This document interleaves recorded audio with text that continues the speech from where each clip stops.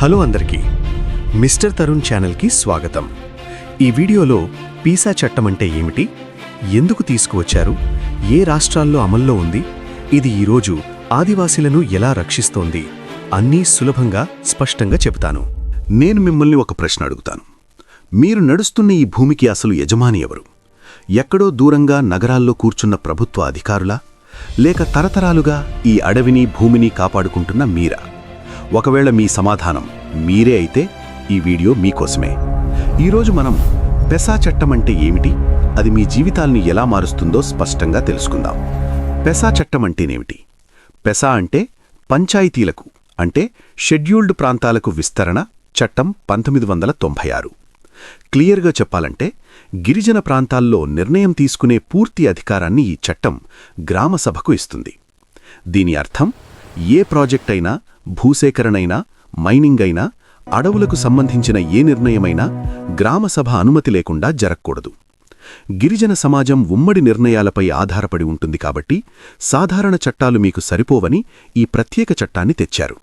ఈ చట్టం ఎక్కడ వర్తిస్తుంది? పెసా చట్టం భారతదేశంలోని 10 రాష్ట్రాల్లోని షెడ్యూల్డ్ ప్రాంతాలకు మాత్రమే వర్తిస్తుంది. అందులో ఆంధ్రప్రదేశ్ మరియు తెలంగాణ రాష్ట్రాలు కూడా ఉన్నాయి. మీ గ్రామం షెడ్యూల్డ్ ప్రాంతంలో ఉంటే ఈ చట్టం మీకు వర్తిస్తుంది. ఈ చట్టం ఎందుకు అవసరమైంది? 1996 కంటే ముందు పరిస్థితి దారుణంగా ఉండేది. మన ఊరికి సంబంధించిన విషయాలు ఎక్కడో రాజధానిలో ఏసీ రూంలో ఉండేవారు డెసిషన్ తీసుకునేవాళ్ళు. పెద్ద పెద్ద కంపెనీలకు చాలా ఈజీగా అనుమతులొచ్చేవి. అంతా అయ్యాక మనకు జస్ట్ సమాచారం ఇచ్చేవాళ్ళు. దీనివల్ల గిరిజనులు తమ భూములను, జీవనోపాధిని కోల్పోయి వలస వెళ్లాల్సి వచ్చేది. అందుకే అనుమతి లేని అభివృద్ధి అన్యాయమని ప్రభుత్వం గుర్తించి ఈ చట్టాన్ని తెచ్చింది. ఒక ఎగ్జాంపుల్తో తెలుసుకుందాం. మీ గ్రామంలోని ఒక కొండలో ఖనిజాలున్నాయనుకుందాం. పెసా యాక్ట్ లేకపోతే ప్రభుత్వం మన పర్మిషన్ లేకుండా ఫైళ్లపై సంతకం చేస్తుంది, పోలీసులు వస్తారు, మిమ్మల్ని ఖాళీ చేయిస్తారు, అడవి అంతా నాశనమవుతుంది. అదే పెసా యాక్ట్ ఉంటే ఆ కంపెనీ డైరెక్ట్గా వర్క్ స్టార్ట్ చేయలేదు. అది తప్పనిసరిగా మన గ్రామసభకు వచ్చి అనుమతి తీసుకోవాలి. అప్పుడు గ్రామసభలో ఊరివాళ్లంతా డిస్కస్ చేస్తారు. ఈ కంపెనీ వస్తే మన నీరు, మన అడవి, మన సంస్కృతి దెబ్బతింటుందా అని అన్నిటి గురించి మాట్లాడుకుంటారు. ఈ ప్రాజెక్టు వల్ల మనకు మంచి కన్నా చెడు ఎక్కువ ఉంది అనిపిస్తే వద్దు అని చెప్పే పూర్తి అధికారం మన గ్రామసభకు ఉంది. ఇది ఎవరిచ్చిన భిక్షో కాదు, ఇది మీ రాజ్యాంగబద్ధమైన హక్కు. ఇది చాలా చాలా ముఖ్యం, మనమందరం తెలుసుకోవలసిన విషయం. మన గ్రామసభ చేతిలో ఉన్న అధికారాలేంటో తెలుసా? మన అడవిలో దొరికే తునికాకు, ఇప్పపువ్వు, వెదురు వంటివి, ఇల్లాంటి చిన్న ఉత్పత్తులన్నీ మనవే. వాటిమీద పూర్తి కంట్రోల్ మందే. గ్రామసభ తన పరిధిలో మద్యం దుకాణాలను ఆపవచ్చు. అధికారం కార్యాలయాల్లో కాదు, మీ గ్రామస్థాయిలో ఉండాలి. అలా ఉండాలంటే మీకు ముందు మీ హక్కులు తెలిసి ఉండాలి. ఓ ఆదివాసీ యువత, ఇప్పుడైనా మేల్కోండి. ఇవన్నీ వింటూ ఉంటే చాలా బాగుంది కదా, మన చేతిలో ఇంత అధికారం ఉంది అనిపిస్తోంది. కానీ నిజమేమిటి? ఈ చట్టం నిజంగా అమలవుతోందా, లేక ఎప్పటిలాగానీ కాగితాల మీదే ఉండిపోయిందా? ఈ డౌట్ చాలామందికి వస్తుంది.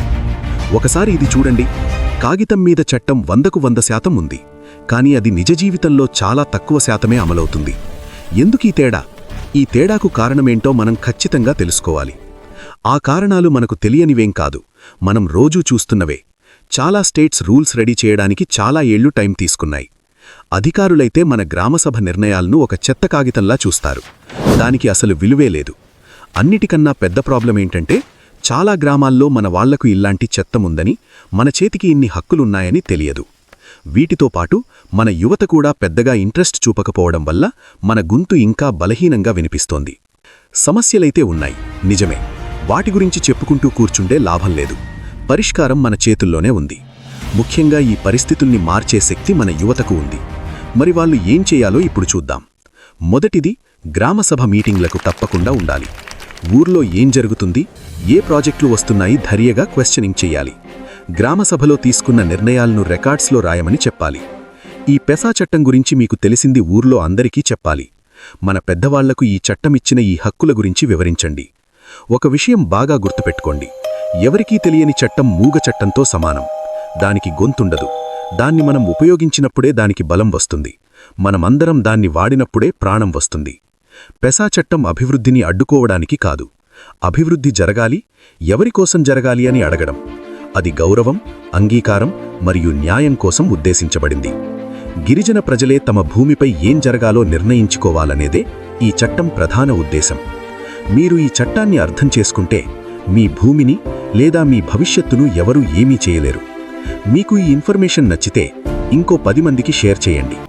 మిస్టర్ తరుణ్ ఛానల్ని సబ్స్క్రైబ్ చేయడం మర్చిపోకండి. మళ్ళీ కలుద్దాం కొత్త కంటెంట్తో. Thank you for watching.